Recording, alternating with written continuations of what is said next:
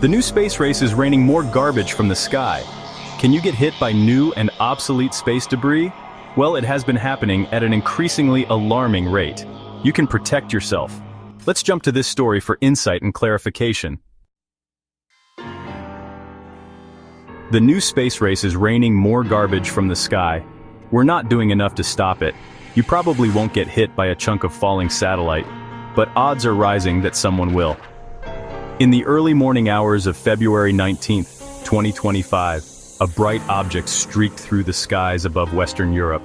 The mysterious, flaming hunk of metal traveled for several hours before smashing into a warehouse in the Polish village of Komorniki. I felt surprised but also a little scared. Adam Baruki, the warehouse's owner, told the BBC in an interview. But ultimately, I'm glad no one was hurt. After inspection by local authorities and the Polish Space Agency, officials determined the object's identity, a piece of debris from a SpaceX Falcon 9 rocket that had re-entered the atmosphere. This isn't the first time space junk has crashed to Earth. In December 2024, a half-ton piece of space debris flattened trees in a remote village in Kenya. Earlier that same year, a chunk of rocket landed on a North Carolina roof, and a discarded space station battery pelted property in Florida. In 2023, fragments of carbon fiber and metal rained down on a Ugandan home. Falling space junk is starting to become a real problem, so how worried should you be about it landing on you? Let everyone know in the comments what you Homo sapiens and off-world aliens think, and like, subscribe, share, mow your lawn for fast-to-the-point news and information daily. Getting a foothold on YouTube is impossible without your direct participation. Now back to our story, kids. The chance of you getting hit is absolutely minuscule. Ewan Wright, a space sustainability researcher at the University of British Columbia, told Salon.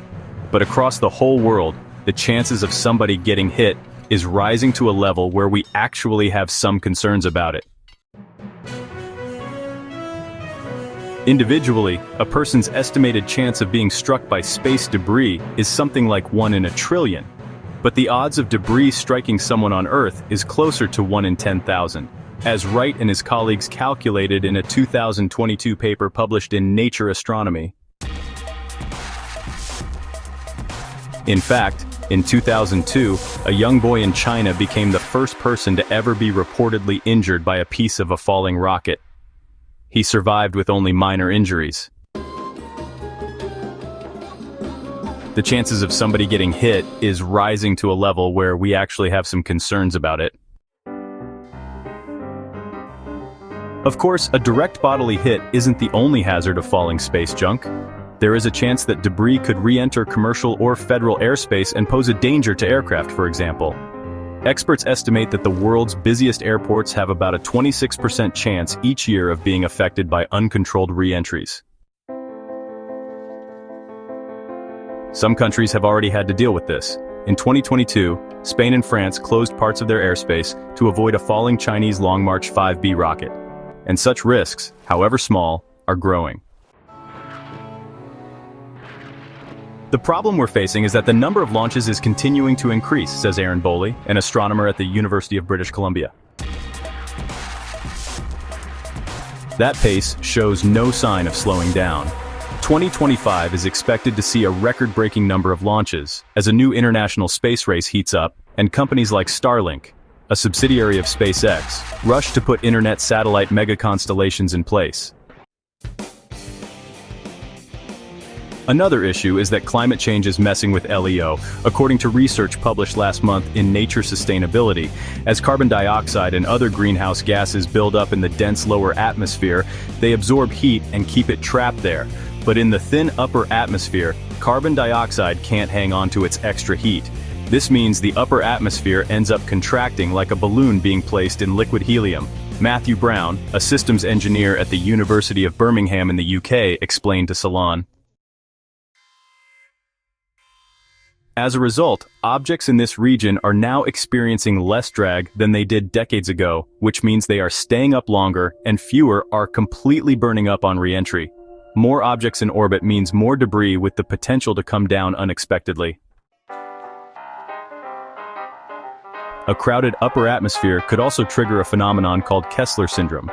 In this scenario, pieces of debris crash into one another, fracture into smaller pieces, which then crash into more junk or even functional spacecraft, creating a chain reaction. This cascade goes on until low Earth orbit is filled with shrapnel zipping around at intense speed. This runaway effect could render entire orbits unusable. Michele Scaraghi and Rajat Srivastava of the University of Salento in Italy told Salon in an email interview. So, what can we do to address the hazards posed by space debris? Some space agencies and private companies have begun designing their craft to ablate, break apart and burn up in the atmosphere at the end of their life, an approach called design for demise. While great in theory, the issue is that optimal design is difficult to predict, especially given Earth's changing atmospheric composition. If they're wrong, then they have tens of thousands of pieces of space debris that are going to come down and hit the ground, says Wright. SpaceX, for instance, designs most of its Starlink satellites to disintegrate upon re-entry. But some of those deorbited satellites don't seem to fully ablate or burn up. One landed on a farm in Saskatchewan, Canada last year. And even craft that burn up completely might cause harm. Researchers are concerned that the aerosolized metal could be damaging the ozone layer, reversing years of progress in protecting it. Another option is managed re-entry. The idea behind this is to guide large pieces of reorbiting debris to a predetermined location, usually a spot in the Pacific Ocean. Managed re-entry is often used for large craft on short missions, but it can be very difficult to arrange for long-term missions. Some agencies are also making plans to remove debris directly from LEO. Proposed approaches include snatching debris with a robotic arm, scooping it up with giant nets, attracting it with magnets, and spearing it with harpoons. Though there are currently no removal efforts active in orbit, the European Space Agency has plans to launch its first cleanup mission, called Clear Space 1, in 2028. These initiatives are critical stepping stones, Scaraghi and Srivastava said. Finally, there is ground-based emergency management. Counties in a few U.S. states, including those with rocket launch sites like California, Texas, and Florida, have drafted emergency response plans for falling space debris. However, this is an area that needs to be developed much further, both in the United States and globally. As climate change intensifies and new launches clutter our planet's orbit, we're almost certainly going to see more debris crash back to Earth. Humanity is going to need to come up with ways to prevent these re-entries from becoming casualties. This will involve perhaps being more intentional and strategic about how we send things into space. We definitely want to ensure that we have continued and safe access to outer space, Boley says. But the promise of prosperity is not permission for reckless. Hard basis. Fast and to the point news and information daily.